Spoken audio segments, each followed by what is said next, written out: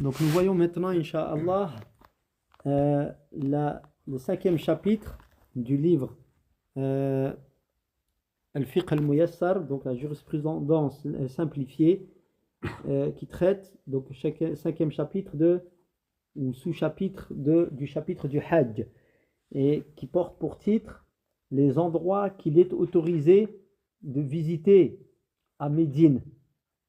Donc les endroits autorisés qu'il est autorisé de visiter à Médine. Donc plusieurs points dans ce sous-chapitre. Le premier, c'est la visite de la mosquée du prophète sallallahu alayhi wa sallam.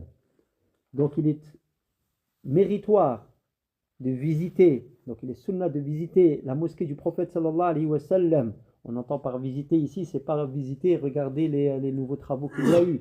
C'est visiter, yani, dans le but d'adorer Allah azza wa jal.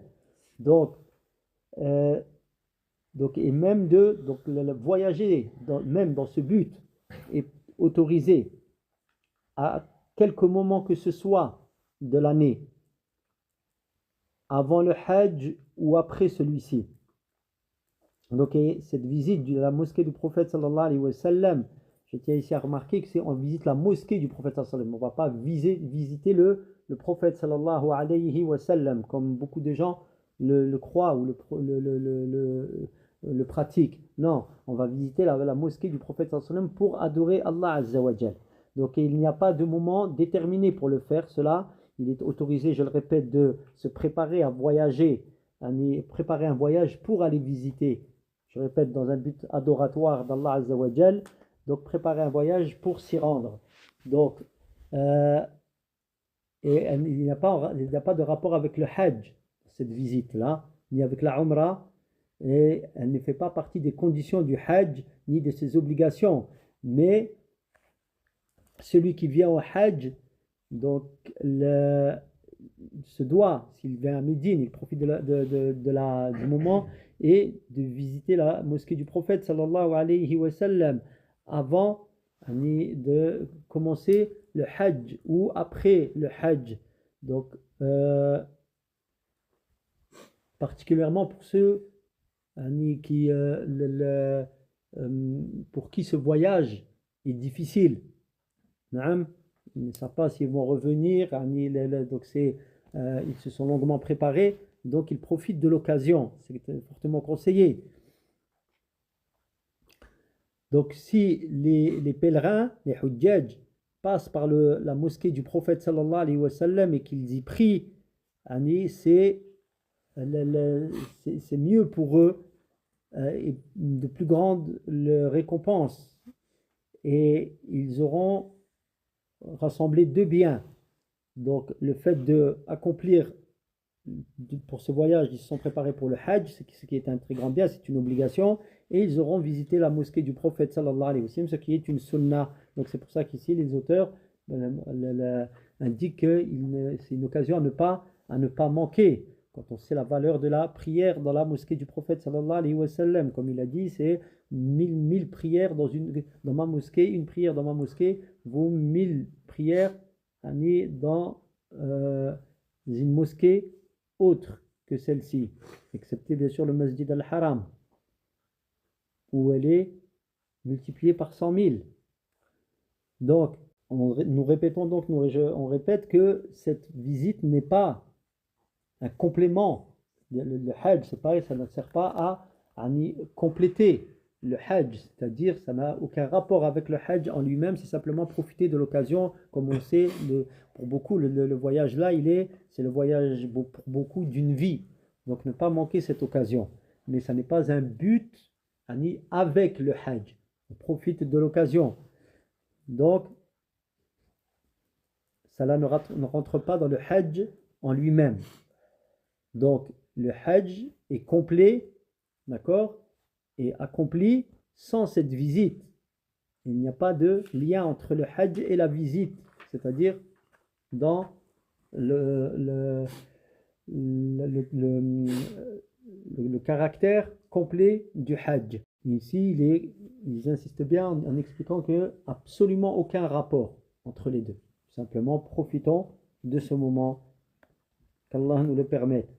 Donc, Et les preuves du caractère légiféré, de se préparer, de voyager, même si c'est pour aller jusqu'à la mosquée du prophète sallallahu alayhi wa sallam. Il se dit, quelqu'un il dit, je vais à Médine, je vais aller faire salat dans la mosquée du prophète. On n'a pas le droit de dire ça pour un autre endroit, sauf, comme on va le voir, des endroits bien précis, d'accord, à but d'adoration. Donc, les preuves de cela sont nombreuses. Ils en donnent deux. Ici, il dit la parole du prophète sallallahu alayhi wa sallam qui dit dans le Sahih de Al-Bukhari et de Muslim, dans le hadith d'Abi Sa'id al-Khudri, donc le messager d'Allah sallallahu alayhi wa sallam a dit dans le sens du hadith, un voyage ne se prépare, un voyage ne peut être préparé que vers 3 mosquées, c'est-à-dire le but de voyager vers une mosquée ne concerne que 3 mosquées. Le Masjid al-Haram de Mecca, le Masjid al-Rasoul sallallahu alayhi wa sallam, la mosquée du messager d'Allah sallallahu alayhi wa sallam, et le Masjid al-Aqsa de Palestine, qu'Allah Azza wa Jal il aide nos frères en tout endroit et qui nous permettent de faire salat dans toutes ces mosquées. La deuxième, c'est la parole du prophète sallallahu alayhi wa sallam. Donc, une prière dans ma mosquée que voici vaut mieux que 1000 prières dans une autre mosquée, excepté Al-Masjid al-Haram, donc de Mecca. Donc, on a vu donc, dans d'autres versions, elle vaut 100 000 prières au Masjid al-Haram. Là, il n'est pas évoqué ici, le Qudus. Naam. Donc, ces textes montrent bien le caractère légiféré de la visite du prophète, de la mosquée du prophète sallallahu alayhi wa sallam pour la salat, de par son mérite et le fait qu'elle soit décuplée en récompense. Donc, et ces textes montrent également qu'il est interdit de préparer un voyage vers autre que ces 3 mosquées. C'est-à-dire se préparer à voyager, dire je vais voir telle mosquée, je vais voyager pour adorer Allah dans telle mosquée. Naam, les voyages d'adoration ne se préparent que vers ces 3 mosquées.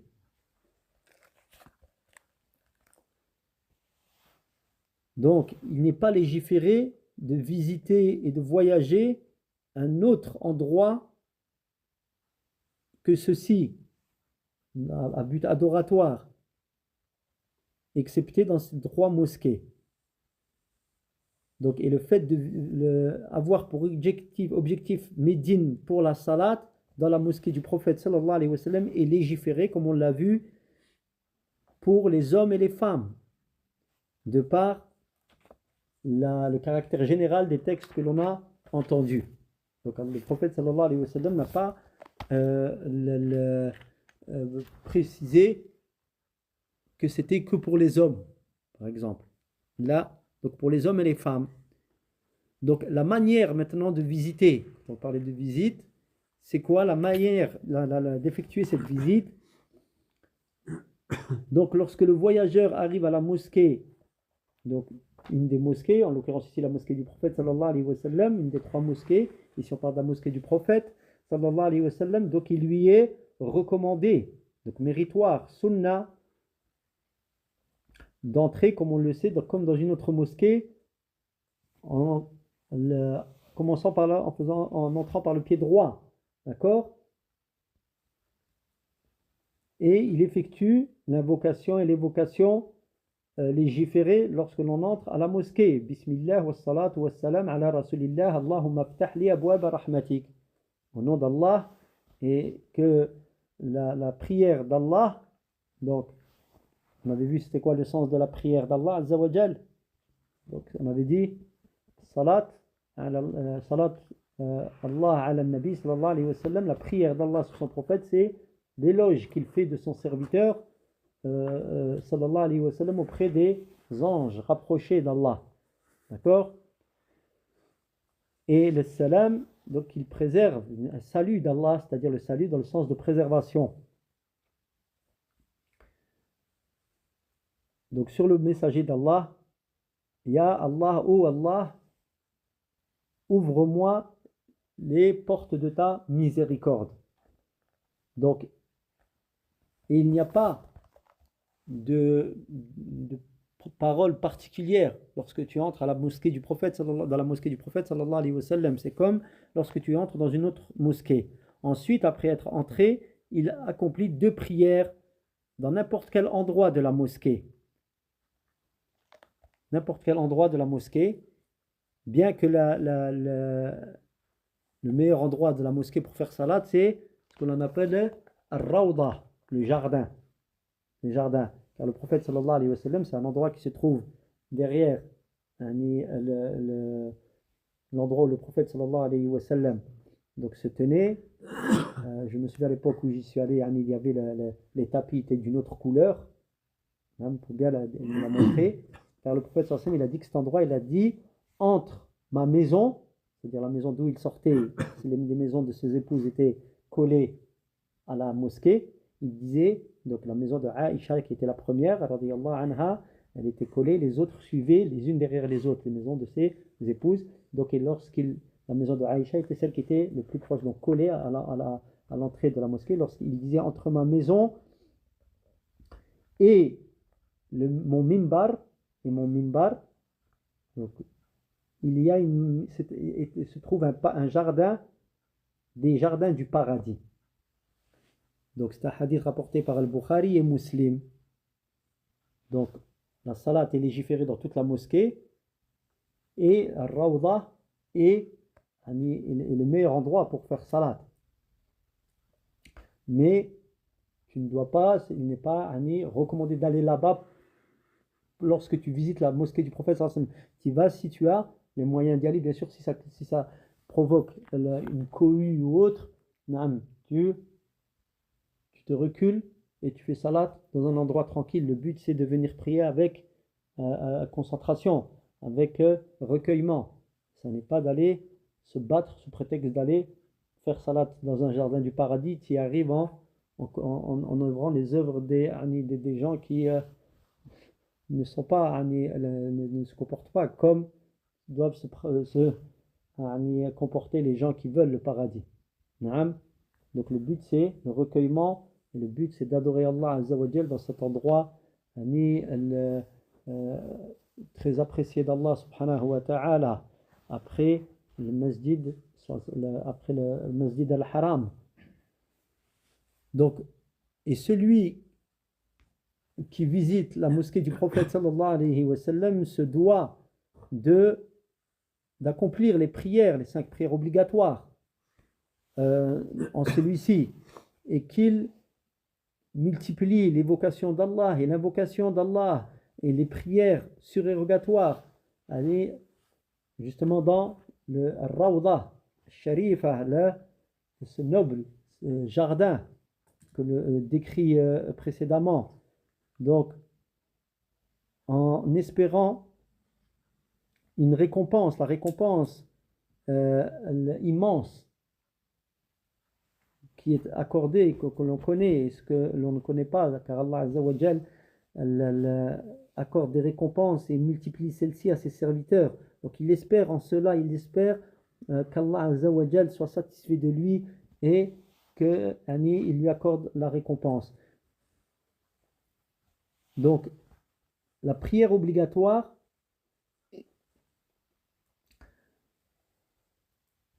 il est recommandé que ce soit le visiteur ou celui qui est là-bas à Médine, donc de venir en avance à la prière et afin d'essayer d'avoir une place dans les premiers rangs. Je rappelle ici, les premiers rangs sont les préférés d'Allah Azza wa Jal. Les meilleurs rangs pour les hommes sont les premiers rangs. Donc il faut avoir cela, que ce soit dans la mosquée du prophète sallallahu alayhi wa sallam ou dans quelques mosquées que ce soit. Encore beaucoup de textes montrent le mérite du premier rang et des premiers rangs par rapport au dernier rang. Donc, il essaie de se trouver dans les premiers rangs, le plus proche donc du premier ou dans le premier, dans la mesure du possible. Car mieux encore que de prier dans le Rawda, parce qu'il y a les premiers rangs sont avant le Rawda. D'accord? Donc, là,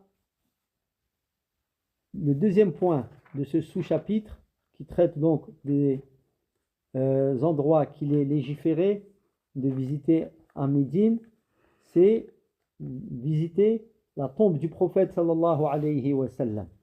D'accord? Donc, lorsque le soumis, le musulman, a visité la mosquée du prophète sallallahu alayhi wa sallam, il lui est méritoire également de visiter la tombe du prophète sallallahu alayhi wa sallam, ainsi que les deux tombes de ses compagnons honorables qui sont enterrés avec lui,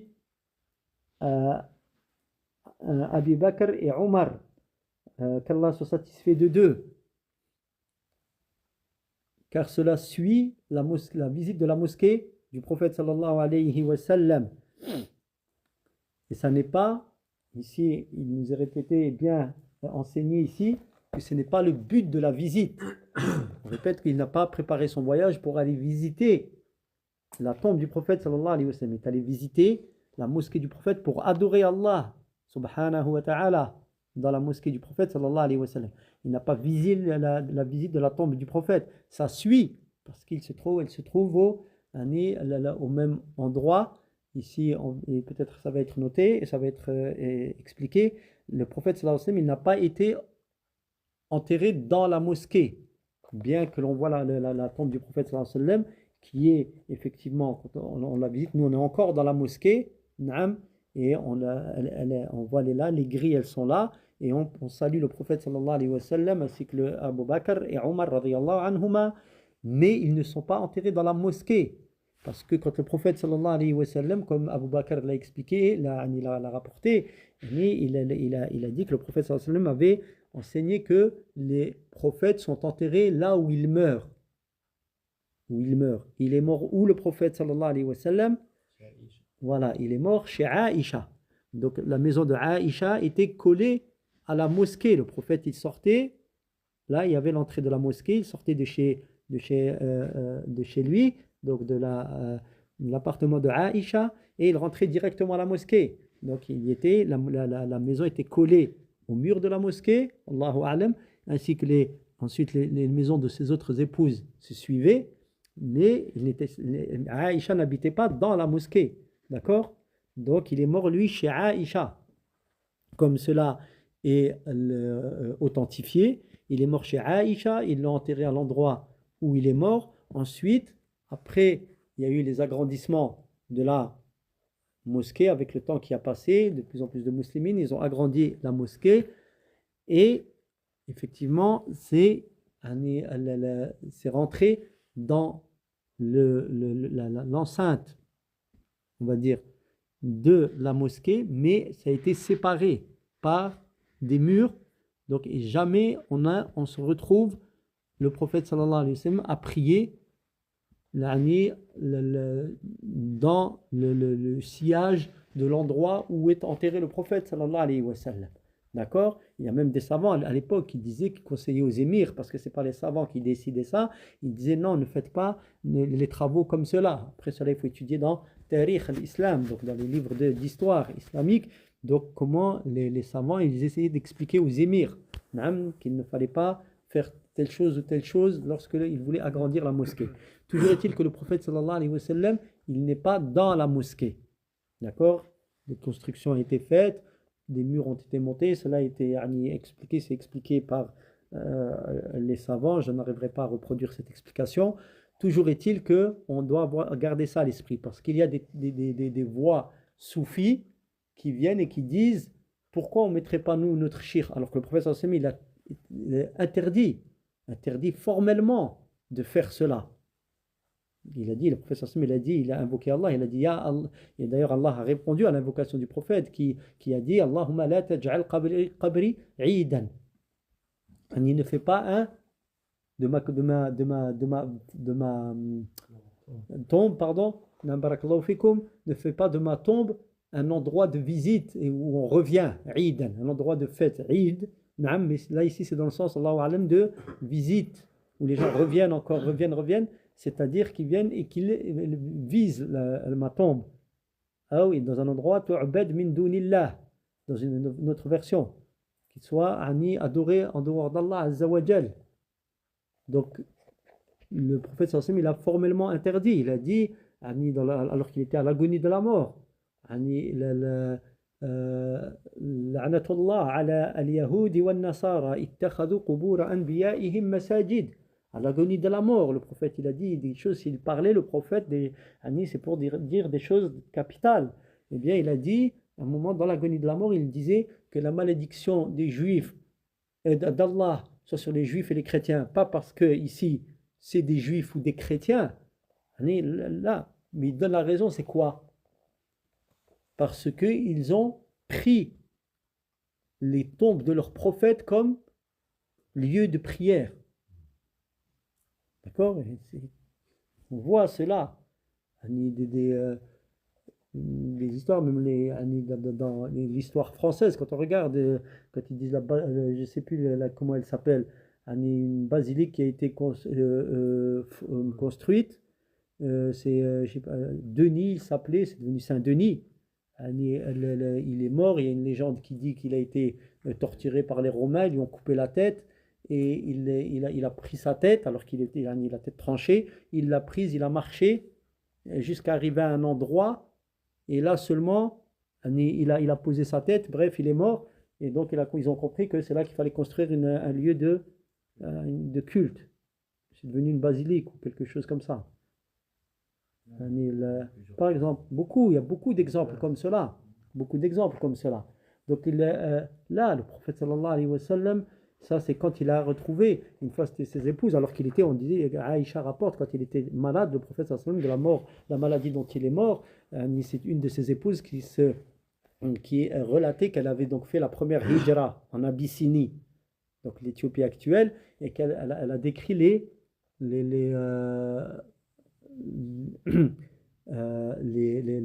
églises qu'elle a vues là-bas et les décors qu'il y avait en celle-ci, je ne sais pas c'est quoi comme décor, Allahu A'lam, nous on connaît les vitraux, etc. ici. Bref, elle dit les belles choses qu'il y avait, les murs, les statues qu'il construisait. Le prophète sallallahu alayhi wa sallam, il était couché et il s'est levé. Il est dans la maladie dont il est mort. Il était couché, il s'est levé. C'est là qu'il a dit la parole que j'ai citée tout à l'heure. La'natullah ala al-yahud wa nasara ittakhadhu qubur anbiya'ihim masajid. Il a dit ha'ula'i idha kana ar-rajulu as-salihu, dans le sens du hadith, yamutu banaw ala qabrihi masjidan. Il construisait une mosquée, un lieu de culte, donc une église, à l'endroit de sa mort. Comme on a vu ici dans l'histoire relatée par les historiens français sur Saint-Denis, là, comme ils disent. D'accord? Il dit, sallallahu alayhi wa sallam, Ulaika shirarul khalqi indallah, ou shirarun nas, Allahu a'lam. Les voilà les pires hommes auprès d'Allah. Les pires. Il les a décrits comme cela. Pourquoi? Parce qu'ils ont changé le but des lieux de culte. Allah Azza wa Jalla, il dit wa anna al-masajida lillahi fala tad'u ma'a Allahi ahada. Et à Allah appartiennent les lieux de prosternation. Le masajid, c'est les lieux où on se prosterne. N'invoquez donc personne en dehors d'Allah. Et Allah dit dans le Coran fi buyutin adina Allahu an turfa'a wa yuzkara fiha ismuhu yusabbihu lahu fiha bil ghuduwi wal asal rijalun la tulhihim tijaratun wala bay'un. Il dit des endroits, Allah Azza wa Jalla dit des endroits dans des maisons qu'Allah a autorisé que l'on élève, qu'il a ordonné qu'on élève, donc les mosquées, les lieux de culte, dans lesquels son nom est invoqué, de la bil ghuduwi wal asal. En matinée ou alors en journée et en fin de journée, des hommes que ni la vente, le tijarat, ni le commerce ni la vente, donc l'achat et la vente ne détournent du rappel d'Allah. C'est pour ça qu'elles sont élevées, les mosquées. Si maintenant une tombe d'un cheikh, elle est dans une mosquée, les gens ils vont vers où? Ils vont faire leur prière, ils vont se lever, ils vont voir le cheikh, ils vont dire cheikh, demande à Allah qui donne le baraka. Et à la fin, ils invoquent le cheikh. C'est quoi la hikmah de faire ça? Il n'y a aucune hikmah. C'est que du char, c'est que du mal. Donc le prophète sallallahu alayhi wa sallam, il a interdit cela. Donc ici, regardez, le prophète sallallahu alayhi wa sallam, il dit ne prenez pas ma tombe comme lieu de culte ou lieu de visite, plutôt de fête. Et les hadiths où il a mis en garde contre ça, d'une manière très dure. Eh bien, les gens, on voit dans la communauté des groupes qui le font sans aucune gêne. Et ils viennent et quand on leur apporte des textes clairs, qu'un enfant est capable de comprendre, ils y vont à coup de... Pour ceux qui ont une science non profitable, à savoir la philosophie, ils y vont d'arguments absolument sans queue ni tête. Et les autres, ils disent, nous on a vu que nos parents ils faisaient ça, alors on les suit. Donc la guidée est entre les mains d'Allah Azza wa Jal. Donc, visiter la tombe du prophète sallallahu alayhi wa sallam, saluer le prophète sallallahu alayhi wa sallam et les compagnons Abu Bakr et Omar, na'am et légiférer, mais ce n'est pas le but du voyage, ça suit le fait que l'on ait visité la mosquée du prophète sallallahu alayhi wa sallam. Donc je répète ici que il n'est pas autorisé ni légiféré de préparer un voyage vers la tombe du prophète sallallahu alayhi wa sallam. D'accord? Le voyage, il est dans le but de visiter la mosquée du prophète sallallahu alayhi wa sallam pour adorer Allah azza wa jal. Et on profite de l'occasion pour saluer le prophète sallallahu alayhi wa sallam comme cela a été légiféré et comme le faisaient les compagnons radiyallahu anhum.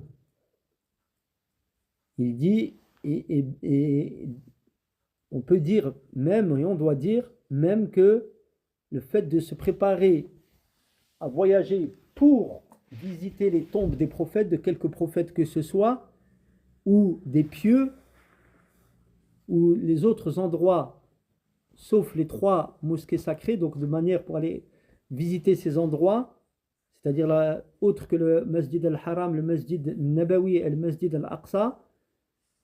Donc, il y a consensus des savants sur le fait que c'est interdit.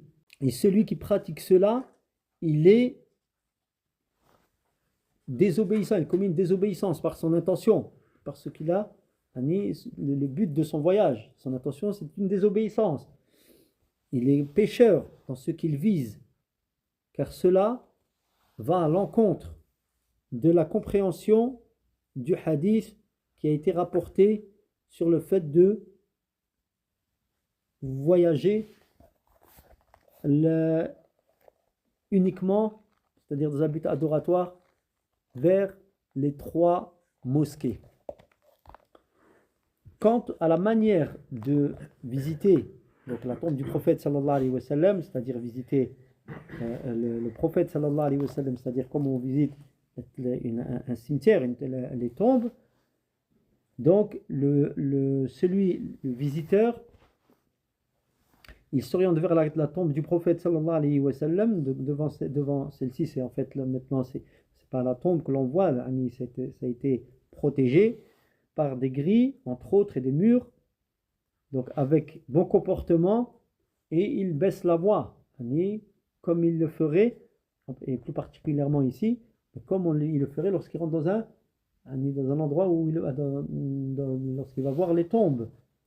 Ensuite, il salue sur le prophète sallallahu alayhi wa sallam en disant Assalamu alayka ya Rasulullah wa rahmatullahi wa barakatuh.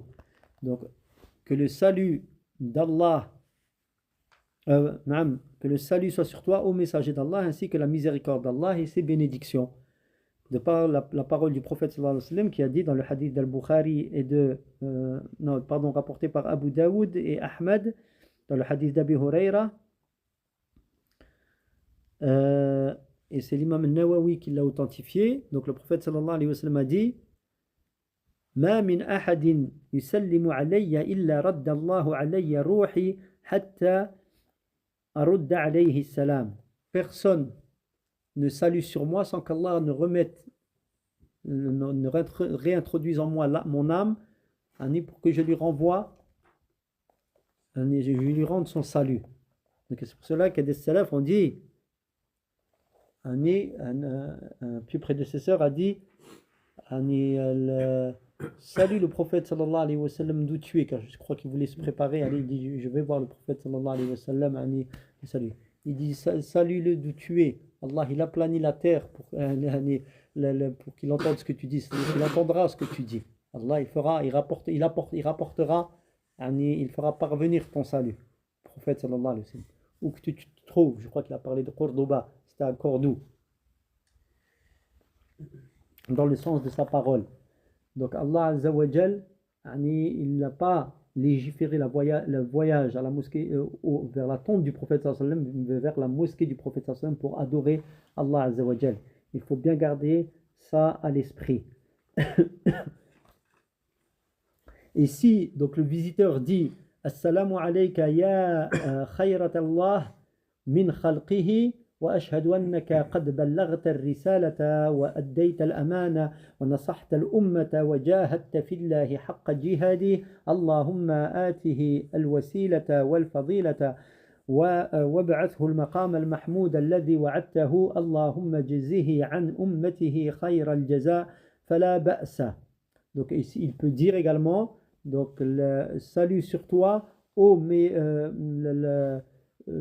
celui qui a qu'Allah a choisi parmi sa créature, parmi sa création, j'atteste que tu as transmis le message, que tu as donné le dépôt, transmis également donc le dépôt qui t'a été confié, et que tu as conseillé la communauté, et que tu as combattu en Allah de ce combat, d'un combat véritable. Ô Seigneur, accorde-lui le moyen et le mérite, comme on fait la dua du Adhan, et ressuscite-le dans l'endroit méritoire ou louable que tu lui as promis, et à Allah récompense-le donc de la part de sa communauté, pour ce qu'il a fait pour sa communauté, de la meilleure récompense. Alors il dit, s'il dit cela, il n'y a pas de mal non plus. Ensuite, après cela, il salue Abu Bakr et Omar, qu'Allah soit satisfait de deux, et il invoque Allah pour eux, comme quand on visite les tombes, donc quand on invoque Allah pour ceux qui sont dans les tombes, parmi les musulmans.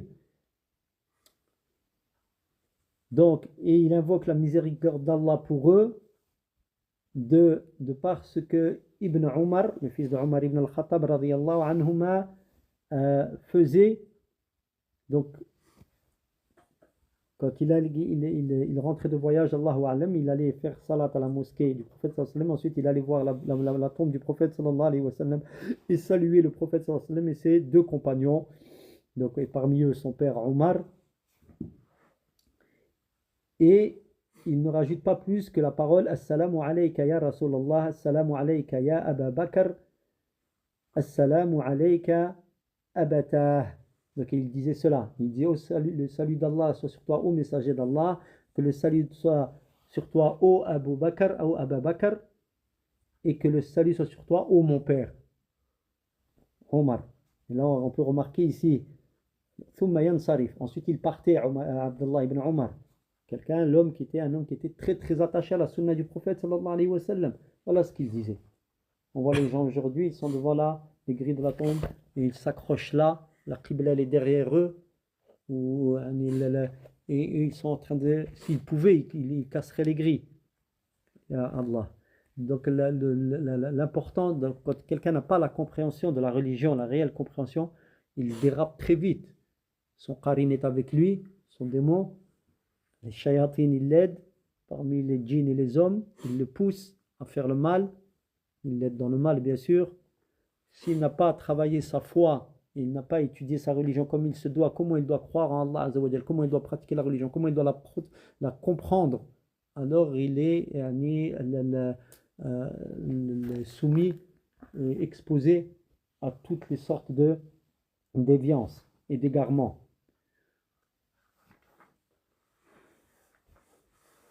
Donc ensuite, il s'en allait. Et là, et une remarque ici, on voit qu'il regardait l'ordre. Il salue d'abord sur le prophète, ensuite, avant même son père. Le prophète, c'est normal. Mais Abu Bakr, pour montrer ici le mérite que les compagnons donnaient à Abu Bakr par rapport à Omar. Car l'ordre du califat des califes n'est pas un ordre pris comme cela, ni sans sens. L'ordre de califat, c'est un ordre également de mérite. Abu Bakr, chez les gens de la Sunna, c'est le meilleur homme des compagnons. Donc, le meilleur homme de la qualité de la communauté. Ensuite, Omar. Ensuite, Uthman. Ensuite, Ali. D'accord? Donc, il faut comprendre ça. Les compagnons, radiyallahu anhum, quand ils ont choisi les califes, ils prenaient à chaque fois celui qu'ils estimaient être le meilleur. Et s'ils ont estimé être le meilleur, ça veut dire que nous, on doit comprendre comme ils ont compris. Donc ça aussi, c'est un point. Inch'Allah, on sera amené peut-être à discuter de ça en d'autres circonstances. Mais il faut comprendre cela. Et ça, c'est un exemple frappant de comportement de Abdullah ibn Umar, radiyallahu anhum. Donc, et il est interdit pour le visiteur ou autre, c'est-à-dire quelqu'un qui a l'habitude de faire salat à la mosquée sacrée, qui n'est pas venu visiter la mosquée sacrée parce que le prophète il a de Médine, il a déclaré Médine sacrée comme Mecca. Donc il dit, il est formellement interdit à quiconque de venir se frotter donc ce qui limitait al-hujra, c'est-à-dire l'appartement de Aïcha. C'est comme ça que les grilles, Allahu Alam, sont été mises. Bref, de venir se frotter au mur, à ce qui limite donc la tombe du prophète sallallahu alayhi wa sallam, ou d'embrasser, donc moi je parle de grilles parce que c'est l'image que j'ai, il y avait des grilles dorées, ou alors de l'embrasser, ou de tourner, de faire des allées et venues à cet endroit, recherchant quelque bénédiction que ce soit, ou donc de s'orienter vers celle-ci, vers l'endroit où le prophète sallallahu alayhi wa sallam est enterré, lorsqu'on invoque Allah. Non, la qibla elle est là, comme je vous disais, elle est derrière leur dos, et eux ils s'orientent vers la qibla, la tombe du prophète, et ils lèvent les mains, et ils invoquent. Si ce n'est Allah, c'est très grave déjà de le faire, même s'ils invoquent Allah, mais peut-être encore en est-il qui invoque le prophète sallallahu alayhi wa sallam lui-même, a'udhu billah, de la mécréance pure. Donc, ou alors le fait de demander au messager d'Allah donc ça c'est la deuxième catégorie qu'on a vue, ils invoquent carrément le messager d'Allah sallallahu alayhi wa sallam de pourvoir aux besoins et de repousser les épreuves, de guérir les malades, d'invoquer Allah, soit en utilisant au messager d'Allah, demande à Allah qu'il guérisse nos malades, ou alors qu'ils disent carrément au prophète sallallahu alayhi wa sallam, complètement à lui, il demande directement guéris nos malades, et autres sortes de demandes qui ne doivent être vouées qu'à Allah exclusivement, car cela appartient à Allah seul, et on n'a pas le droit de le demander à quiconque excepté Allah, et surtout pas quelqu'un qui est mort. Et donc la visite de la tombe du prophète sallallahu alayhi wa sallam n'est pas une condition, tout comme la visite de la tombe de la mosquée du prophète sallallahu alayhi wa sallam n'est pas une condition donc de validité du hajj, comme certains ignorants le pensent parmi la masse. C'est une chose qui est, on le répète, recommandée pour quiconque visite la mosquée du prophète sallallahu alayhi wa sallam. Il n'y a pas de lien entre cela et entre le hajj, absolument aucun lien, tout comme la visite de la mosquée du prophète sallallahu alayhi wa sallam n'a pas de lien avec le hajj en soi. On profite de l'occasion, c'est tout. donc la mosquée de la visite de la tombe du prophète sallallahu alayhi wa sallam qui découle de la visite de la mosquée du prophète sallallahu alayhi wa sallam, à plus forte raison, n'a pas de lien avec le hajj. D'accord? Et ce qui a été rapporté à ce sujet de hadith que certains utilisent comme argument et qui pensent que par ces hadiths qui ont été rapportés, donc il est légiféré de préparer un voyage vers la tombe du prophète sallallahu alayhi wa sallam, non pas vers la mosquée. Donc ils utilisent des hadiths, ils disent, voyez, il y a des hadiths qui montrent qu'on peut voyager pour aller voir le prophète sallallahu alayhi wa sallam, c'est-à-dire en faire notre but de voyage. Donc, et que cela, en plus ils utilisent ces textes pour dire que ça fait partie des compléments du hajj, ça vient parfaire le hajj. Tout cela tous les textes utilisés, ce sont des hadiths sans valeur, qui n'ont aucune origine, soit faibles ou inventés. Comme le hadith, celui qui effectue le hajj et qui ne me visite pas, alors il m'a manqué de respect. Faqad jafani. Il m'a diminué, il m'a manqué de respect. Donc il a commis un péché. Donc, et dans l'autre hadith, rappelle, faible ou mawdu', c'est pour ça qu'on ne dit pas dans le hadith dans lequel le prophète sallallahu alayhi wa sallam a dit. Il dit c'est un hadith qui a été rapporté. Celui qui visite ma tombe, alors mon intercession lui est due. Également faux. Il n'a pas d'origine. Et d'autres hadiths en grand nombre. D'où l'importance de connaître, d'étudier le sens du hadith, afin de ne pas être ébranlé. Nous, on apprend des choses, après on va lire des textes, et on ne connaît pas l'authenticité de ceci, ou la non-authenticité, le degré d'authenticité. Alors on risque d'être le doute risque de s'emparer de nous. Donc toujours regarder, revenir, faire des recherches dans ce que l'on est en train d'étudier. Donc tous ces textes ne sont pas authentifiés, aucun d'entre eux ne l'est, et ne remonte jusqu'au prophète sallallahu alayhi wa sallam, et certains des savants même ont clairement établi qu'ils étaient inventés et mensongers. Voilà pour le deuxième point. Quant au troisième point, traitant des endroits qu'il est autorisé, légiféré de visiter, on a vu donc la mosquée du prophète sallallahu alayhi wa sallam lorsqu'on est à Médine. Ensuite, en suivi de cela, la tombe du prophète sallallahu alayhi wa sallam et de ses deux compagnons radiyallahu anhuma, mais ça n'est pas le but. Le but c'est la mosquée du prophète sallallahu alayhi wa sallam. C'est pour cela que le voyage est légiféré. Troisième point, donc les autres endroits qu'il est autorisé de visiter à Médine, dans la ville du prophète sallallahu alayhi wa sallam. Donc il est recommandé pour le visiteur de Médine, homme ou femme,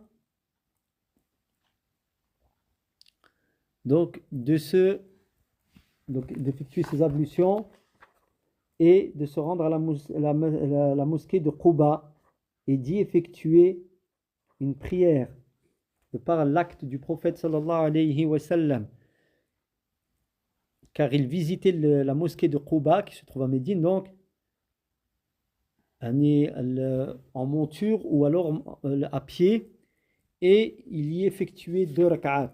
Donc il avait pour habitude de faire ça, le prophète sallallahu alayhi wa sallam. C'est une autre mosquée donc dans Médine, ça s'appelle la mosquée de Quba. C'est rapporté par Al-Bukhari et Muslim.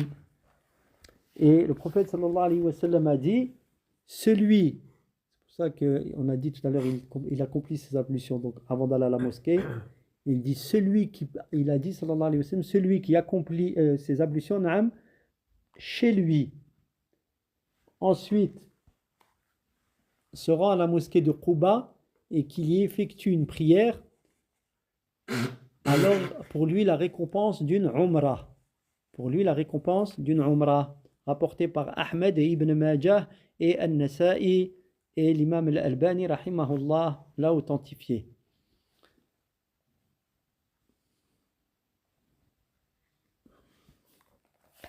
Donc il est également méritoire pour l'homme, cette fois uniquement, de visiter les tombes de Al-Baqir et les tombes des martyrs de Uhud, comme la tombe de Hamza, qu'Allah soit satisfait de lui, et autres. Donc le cimetière de Baqir, c'est un cimetière, et les tombes des martyrs d'Uhud, pourquoi? Parce que les martyrs, eux, ils sont enterrés à l'endroit où ils sont morts. Donc Uhud, de la bataille du même nom, tiré du nom du mont Uhud. Donc il salue les défunts, comme on l'a vu tout à l'heure, il invoque Allah pour eux, comme l'a fait le prophète sallallahu alayhi wa sallam lorsqu'il visite leur tombe, et il invoque, donc lorsqu'il visitait leur tombe, il invoquait Allah pour eux, et même pour tout le monde, lorsque le prophète sallallahu alayhi wa sallam, car il a dit sallallahu alayhi wa sallam, donc Zoru al-qubur fa innaha tudhakkiru al-maut. Donc on invoque Allah azza wa jal pour nous, pour nos frères et pour l'ensemble de la communauté. Et le prophète sallallahu alayhi wa sallam, il a dit visitez les tombes, donc car elles vous rappellent la mort.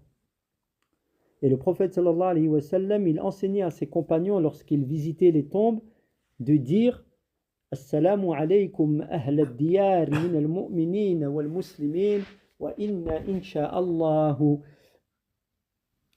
lalahiquna as'alullaha lana wa lakum al-afiyata. Donc il enseignait aux compagnons, c'est ce dhikr, cette parole et cette invocation lorsqu'ils visitaient les tombes. Il a enseigné cela, de dire que le salut soit sur vous, ô habitants des demeures, donc les tombes, parmi les croyants et les soumis, parmi les mu'minines et les muslimines, et nous allons, par la permission d'Allah, vous suivre. Vous suivre. Je demande à Allah, pour nous ainsi que pour vous, la préservation, et qu'il nous protège. Donc voilà les endroits qui sont légiférés de visiter à Médine. Quant aux endroits, les autres endroits, que certains gens parmi la masse pensent être des endroits dont la visite est légiférée, c'est-à-dire qu'il y a un mérite à les, quand on parle de légiférer, mashrou'a, il y a un mérite à le faire. Donc ils pensent qu'il y a d'autres endroits qu'il est méritoire, autre que ceci, de visiter. Donc on peut espérer une récompense en les visitant, tel que l'endroit où la chamelle du prophète sallallahu alayhi wa sallam, elle s'est baraquée quand il est arrivé à Médine. Après elle s'est relevée, elle a marché, l'histoire est connue. Ou Masjid al-Jum'ah, la mosquée de Jum'ah, et Bir al-Khatam, donc le puits de la bague, c'est Uthman radiyallahu anhu qui a fait tomber la bague du prophète sallallahu alayhi wa sallam, après la mort du prophète sallallahu alayhi wa sallam, donc elle est tombée dans le puits en question. Visiter le puits là, ou donc Allahu a'lam, Bir al-Khatam, Allahu a'lam. Il y a aussi le Bir de Uthman, le puits de Uthman. Donc, et les 7 mosquées, la mosquée des deux Qiblatayn, car comme on le sait, quand ils sont arrivés au départ, la Qibla elle était vers où? Vers le Quds, d'accord? Aqsa, et ensuite la mosquée elle a changé la Qibla, donc le Masjid Qiblatayn, c'est-à-dire que les hommes ils étaient en train de prier dans le hadith d'Ibn Omar en direction de la première Qibla, et un homme est venu, il dit, le prophète pendant qu'ils étaient en prière, le prophète sallallahu alayhi wa sallam a reçu une révélation, la révélation du Coran cette nuit. Il lui a été ordonné de s'orienter pour la salat vers Mecca, vers la Kaaba. Tournez-vous donc vers la Kaaba, leur a dit cet homme, et cet homme, et c'est-à-dire qu'ils sont tournés pendant la salat. Wallahu a'lam, c'est Masjid al-Qiblatayn qu'il a été appelé. Wallahu a'lam. Donc, également la visite de cet endroit. Alors, toutes ces visites, ça n'a pas été légiféré de le faire. D'accord? Donc, et ça n'a pas été authentifié du prophète, de la part du prophète sallallahu alayhi wa sallam qu'il ait visité ces endroits ou qu'il ait ordonné de les visiter. Donc, il n'a été rapporté d'aucun salaf, pieux prédécesseur, qu'il les ait visités non plus. Donc, il n'y a et aucune mosquée à Médine n'a de mérite particulier, sauf la mosquée du prophète sallallahu alayhi wa sallam et la mosquée de Quba, pour les raisons qui ont été et les preuves qui ont été évoquées précédemment. Et le messager d'Allah sallallahu alayhi wa sallam a dit, celui qui œuvre celui qui œuvre un acte dans lequel il n'y a pas notre ordre, alors cela lui sera rejeté, c'est-à-dire non accepté. Donc il convient aux croyants, donc lorsqu'ils visitent Médine, de se limiter aux endroits dont la visite a été légiférée et de délaisser les endroits qui ne l'ont pas été, de visiter les endroits qui n'ont pas été, dont la visite n'a pas été légiférée. Voilà pour ceux qui traitent de les visites, donc légiférer les trois endroits, on les répète. Premier, Naam. Deuxième, ça tombe que à lui. Qui? Abu Bakr et Omar. Et le troisième endroit de Quba. Ah, le cimetière. Non, le cimetière. Le cimetière d'où? Le cimetière de Uhud, c'est ça. Non. Le Baqi'. Le Qubur de Al-Baqi', les Qubur, les tombes pour dire le cimetière de Al-Baqi' et par contre les tombes de l'endroit de Uhud où sont enterrés les martyrs d'Uhud. Et bien sûr la mosquée de Quba. D'accord? Mais par contre, j'ai pas suivi à la fin, j'ai marqué. Donc voilà pour le 5e sous-chapitre du livre. Donc ça clôture le chapitre du Hajj. Et on verra, Inch'Allah, dans la prochaine étude, le 6e sous-chapitre qui traite ou plutôt même, c'est un chapitre, donc les al-udhiyya, donc les bêtes de sacrifice de l'Eid. Wallahu ta'ala a'lam.